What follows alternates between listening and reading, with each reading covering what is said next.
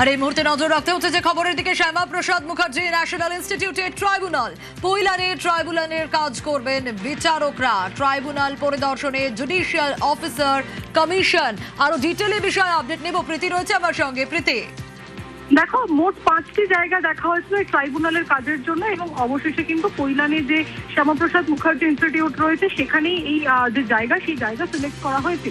19 জন অবসরপ্রাপ্ত বিচারক যারা রয়েছেন, যারা ট্রাইব্যুনালের কাজ করবেন, এই 27 লক্ষ নাম বাদ যাওয়ার পিছনে যারা কাজ করবেন, তারা কিন্তু ইতিমধ্যে এই যে শ্যামাপ্রসাদ মুখার্জি ইনস্টিটিউট সেখানে এসে উপস্থিত হয়েছেন। এছাড়াও পুলিশ আধিকারিক থেকে শুরু করে অবজারভাররা যারা রয়েছেন এবং কমিশনের আধিকারিকরা তারাও এসে উপস্থিত হয়েছে।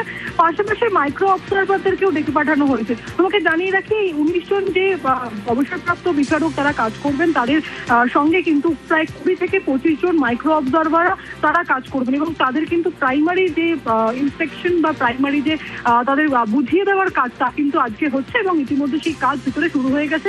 আর কিছুক্ষণ পরে কলকাতা হাইকোর্টের প্রধান বিচারপতি সুজয় পাল তিনিও কিন্তু এখানে এসে উপস্থিত হবেন। বেশ।